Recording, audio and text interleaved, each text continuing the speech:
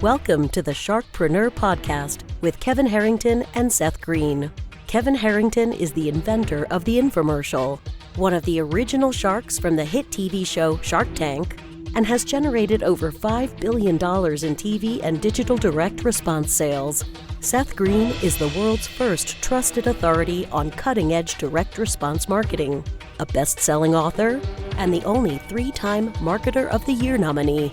On the podcast, Kevin and Seth interview sharkpreneurs who share straight talk on what it takes to explode your business. Why do so many businesses struggle while others seem to explode overnight? Do you wish you had the secret to this type of exponential growth? Now, I've scaled more than 20 businesses to over $100 million, and it's not just luck. In my new book with Mark Tim, Mentor to Millions, you'll learn the repeatable framework I use in all my business ventures for massive success. Order at kevinmentor.com and get over $1,000 in bonuses. Head to kevinmentor.com. Welcome to the Sharkpreneur podcast. This is your co-host, Seth Greene. Today, I've got the good fortune to be interviewing Jamie Sheppard of Mauka Digital. You've been in the digital marketing and software development industry for over 20 years. You've helped build companies and digital agencies, including 2 of your own. Jamie, thanks so much for joining us. Thank you, Seth. Great to be here. Great to have you. Let's go back in time a little bit. How did you get started in the business? Out of necessity. I was always kind of a hustler, entrepreneur, whatever you want to call it, depending on the decade. And back in the day, it was, hey, I need to make money. And I always had side hustles going. I was helping people, advertise their own small business. As I remember, MySpace, I was selling ads and that and building skins and doing regular marketing, but then digital took hold and went online. Yeah. Just started out out of necessity.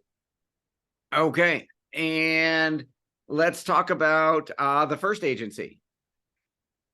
Yeah, it was a decent agency. I thought it was a little bloated, a little slow, big ship, slow to turn. And I had in my mind a lean, mean, 100% virtual agency. And that was 14, 15 years ago. And didn't know how to execute it yet, knew I could do it.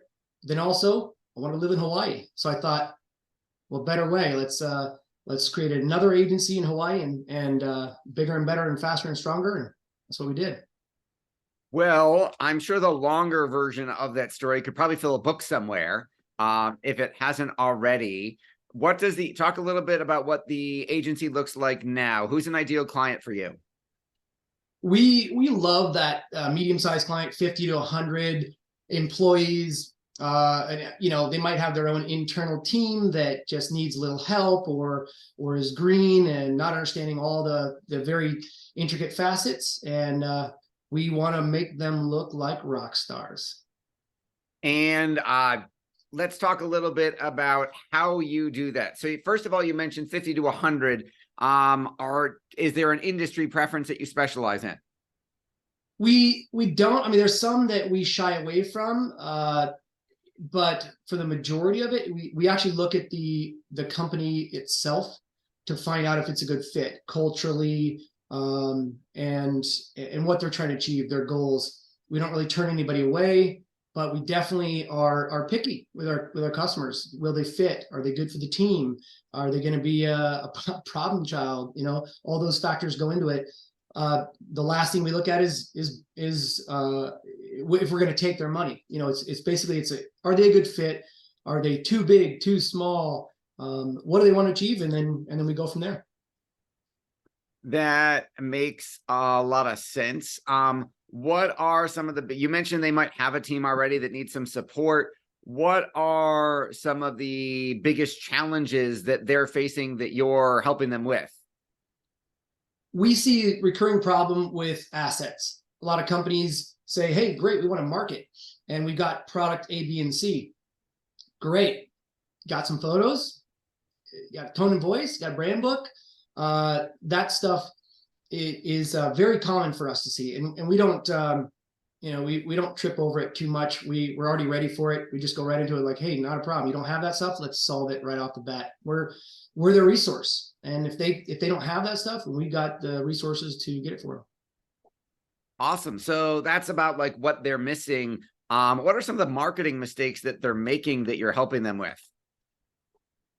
We deal a lot where we try to help them understand that we're their agency of record. We're their sounding board. We're their chat. Just hop on and ask us a question, send us a text, shoot us an email. What should I be doing? Because we see that on the other side, they're experts in their brand, their product, or their service. They're not experts in marketing. And so it's very common for companies to just do random things. Oh, I think I'd like to hear myself on the radio. I'd like to see myself on TV. I'd like to watch a video of me, in a subway. All that stuff is great, and it works at some point. But have you taken a step back and done the right research to find out where your customers are, and put in effort to find out what they're wanting, right? So you can be at the right place at the right time. We see a lot of companies that are just doing random stuff and throwing stuff out there and waiting for the money to roll in. And that's one way for you to blow a budget. How do you help them get the money rolling in? Well, we look at what their goals are, and we've been doing this for a long time. It all comes down to the goals. You just super, super simple approach. What are you trying to achieve? Great. Who's your audience? Awesome. Where are they at? And how do we find them at the lowest possible part of the funnel? We've got a lot of services, and not everything is right for every company. And we're okay with that. We're not out to pitch packages. We do not have packages. We never will. That's something that's in the fiber of our being, that we're a custom shop. And what worked for company A is not going to work for company B. And so we really spend probably 4 or 5 times as much time working with the customers, even before we bring them on board, to identify what are your goals? What have you done in the past that's worked, that's not worked? And then great, now we have your roadmap. Here's your proposal. Let's go forward. That makes a lot of sense. You've been around a long time. You've seen an immense amount of change in terms of the amount of media, amount of ways to reach prospects nowadays. Where I'm sure it varies client to client, but where are you having the most success? What's working the best, on average across the board? I think it really comes down to proper SEO. That behind the scenes, I love seeing the commercials online that are like, SEO is dead. I laugh, like that good gimmick. Maybe it's working, maybe it's not.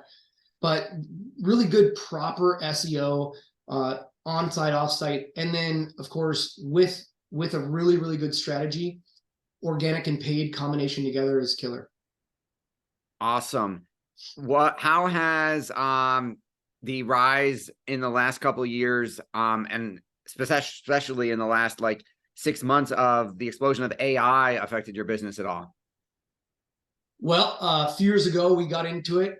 We've been dabbling in it. We've built some stuff of our own, and we're also using other platforms. But one policy we made right off the bat, understanding technology. We have a technology side of the agency too, so we understand the good, bad, and the ugly of AI, and what it should be used for, and definitely what it should not be used for. So one of our policies is that we will never, ever use AI to generate content that's going to be delivered to the customer and put out. Right now, we are using it for inspiration, ideas, high-level stuff. It's just not good enough yet. Part of me hopes it's never good enough, right? Because then what are we doing here? But it's inevitable. It's inevitable. And we have to pivot with the times. Absolutely. With all the success you've achieved, not only for your own agencies, but more importantly for clients, what is your biggest challenge now? I think right now, we've seen a rough few years, and just convincing customers that the last thing you want to do is lay off your sales force and fire a marketing agency. I've seen it so many times. Unfortunately, those are the easy things to cut out to save revenue. But it's the worst thing you want to chop off. Why would you want to remove the inbound sources of revenue as your first step to, shoring up your problems. So we see that a lot. How you have a large number of clients across in different industries, and you've got obviously all things media and marketing. How do you stay on top of it all? Good question. It is not fun for a lot of people. It's hard for a lot of people, individuals to want to do this. It's not for everyone. I enjoy it. I love it. It's built into the fiber of my being. I say this a lot to our customers and new prospects that, I believe God put me on this earth to help out businesses. When I was starting my businesses, I had great support from my father, who's a successful entrepreneur, but there's not everybody knows everything, and there's pieces out there that you need help with. And sourcing that back in the day was very tough because marketing, and specifically digital marketing, was so new. Nobody really had the answers. And so I want to be that resource. And we do a lot of free work, a lot of time donated to veteran-owned companies. We're really passionate about that, and nonprofits, passionate about that. So we sit with them and we guide them and we consult them way before we even talk price, because we really want to. I truly believe that the reason I'm here is great resources and great mentors. That makes a lot of sense. I know that you are committed to constantly learning and growing. Who are some of the people that you follow? What are some of the books that you're reading that are having an impact on your day-to-day? Haven't gotten any books recently in probably the last 6 months, and it's kind of itching.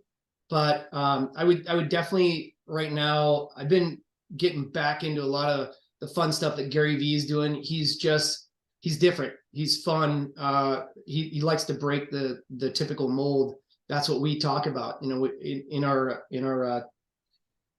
literature, we say that we like to destroy the marketing norm. We're passionate about that. We don't do things the same way everybody else does it, because the same thing doesn't work for everybody. So, I love watching him. I love seeing stuff come online. I follow a lot of people. I think the majority of it, when I have time, which is rare, I'll pop over and see what Gary's doing. Awesome. Your passion is obvious. What do you like best about what you're doing? The failure. Okay, to expand on that. The failure. I learn more throughout all my companies that it's a hard lesson, and it's very painful to have something go wrong. And I'm very analytical about what happened, how to not do it again. Just the stuff that your parents taught you when you're a young kid. Hey, the stove is hot. Don't touch it. You're going to touch it, and you're going to realize why it's hot and that it hurts. And same thing in business. When you come across something that you think is going to work and you take a risk, I don't care. I'm going to take that risk because I win the majority of time. So failure, I really embrace failure. I just double down on it and say, you know what, team, let's push the limits of this. Let's find out where and how we can break this. And then we know where that edge is. That's the best mind. I love that mindset. I think that is probably, you are the only person in almost 1,000 episodes who's given me that answer. The answer probably the other 999 times is probably, it's very similar across the board in terms of helping people. I love that response. I'm going to try and adopt that more. We know your time's incredibly valuable. I greatly appreciate you spending some all the time you need. All the time you need. For our folks watching and listening who want to learn more about all things Jamie and the agency and the software companies, where is the best place for us to send them? I would say maukadigital.com, and then all of our social media channels at Mauka Digital. All right. This has been Seth Greene for Sharkpreneur with Jamie Sheppard of Mauka Digital. Jamie, thanks again for joining us. Thank you, Seth. It's been great. Thanks, everybody, for watching or listening. We will talk to you or see you next time. Do you need money to fund your idea, product, or service? Are you ready to take your business to the next level, but need capital to get it done? Kevin Harrington has heard more than 50,000 pitches and knows how to help you make the perfect pitch to get the funding for your entrepreneurial dream. He's distilled the process down in his perfect pitch cheat sheet, and it's yours for free.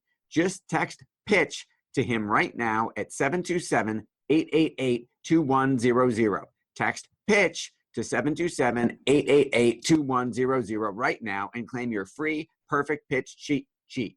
Text PITCH to 727-888-2100 to start funding your dream today. This show has been produced by Market Domination, LLC. To discover how you can have your own show completely done for you and turn it into a real published book and become the authority in your marketplace, go to www.marketdominationllc.com/podcast offer. 49 faces looked to him in triumph. Over the last 12 months, they had each taken turns and promoted his business for a week at a time, driving over $987,342 in revenue. What if you had a network of 50 centers of influence who promoted your business every week for a year? Grab your copy of the #1 Amazon best-selling book, The Ultimate Guide to Growing Your Business with a Podcast, at 33% off the Amazon price by going to ultimatepodcastbook.com. Again, that website for 33% off the Amazon price is ultimatepodcastbook.com.